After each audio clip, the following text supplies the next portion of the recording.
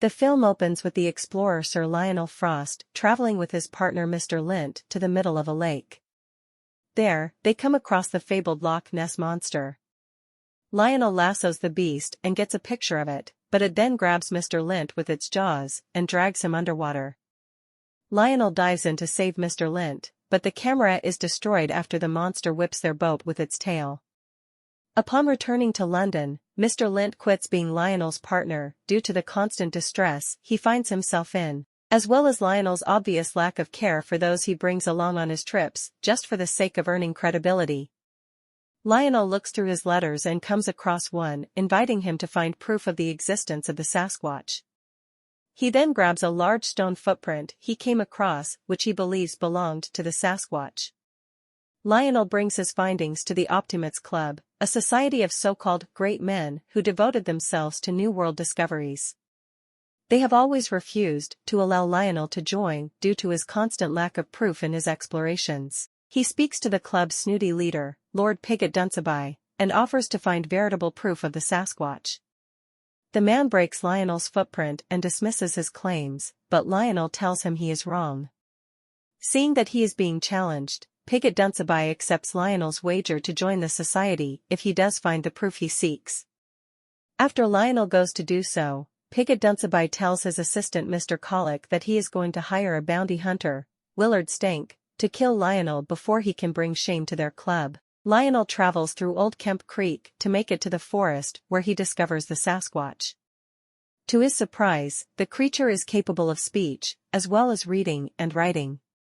He brings Lionel to his cave and tells him that he wrote the letter to go find him. He also knows of Lionel due to several unflattering newspaper articles on him. The creature wants Lionel's help in guiding him to the Himalayas, where he believes he will find other creatures like himself, and that way he won't feel alone. Lionel agrees and figures he must disguise the creature to get him through a crowd. Lionel dubs him Mr. Link, and they head off together.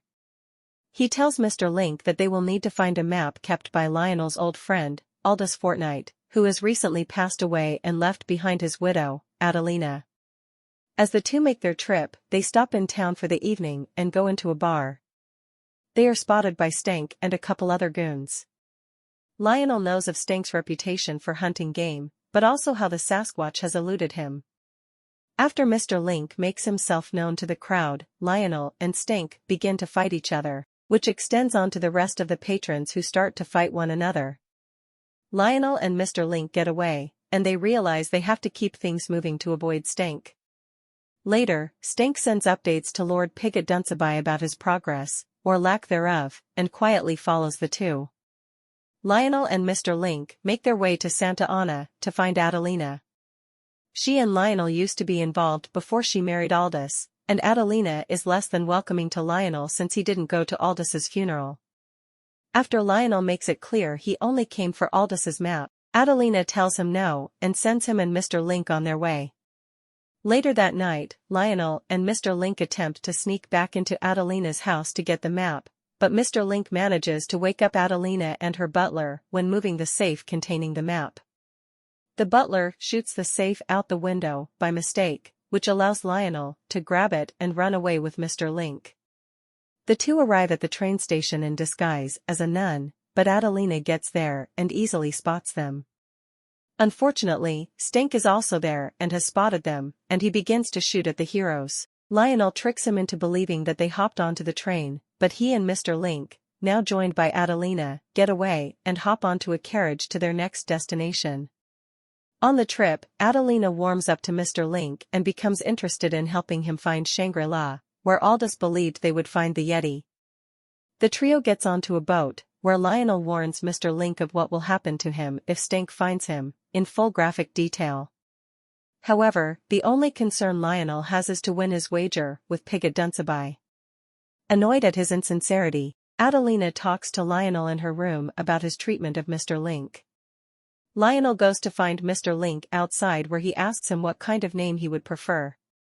Mr. Link recalls of a time when he saw a prospector who smiled at him instead of running away as everyone else does, and he names himself Susan after her. A moment later, Stank appears and tries to get the heroes, but they fight him off. In the scuffle, Adelina is accidentally knocked overboard but hangs on for her life. Susan goes to save her, albeit clumsily. Lionel manages to evade Stank once again and gets away on a boat with Adelina and Susan. Stank reports his failure to Lord Pigot Dunsabye once again, and we cut to him throwing a tantrum. The heroes travel through India before reaching a town to find a guide named Gamu. They are overheard by Gamu's granddaughter Amma, who brings them to Gamu's home. After an awkward few minutes where Susan eats yak-based food and mentions Gamu's chicken, which Amma warned them not to do, he reveals himself as a beast, which causes Gamu to faint. After she wakes up, she points them in the direction of the mountain where they may find the Yeti. Later on, Gamu's home is found by Pigot Dunsabye, Stank, and Mr. Colic, who threaten Gamu's great-grandson so she can tell them where the heroes are headed. The trio reaches Shangri-La and are found by the Yeti, who bring them to the Yeti elder. She shows them their land, but they regard Susan as their country cousin, and therefore not fit to live among them. The elder orders her soldiers to throw the heroes into a pit as prisoners. Down there, Susan feels sad that his own kind would reject him, while Lionel continues to grouse about not making it into the Optimates Club, but Adelina tells him off over how selfish he is and the fact that those men don't care for him, so he has no reason to do so himself.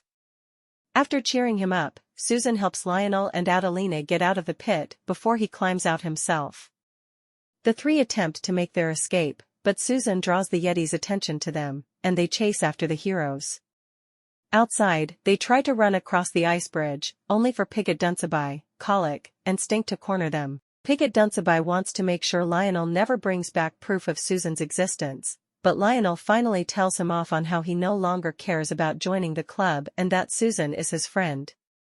Pigot Dunsabye then shoots the bridge and starts smashing it to kill the heroes, but his plan backfires, and he falls to his death as everyone runs to the other end.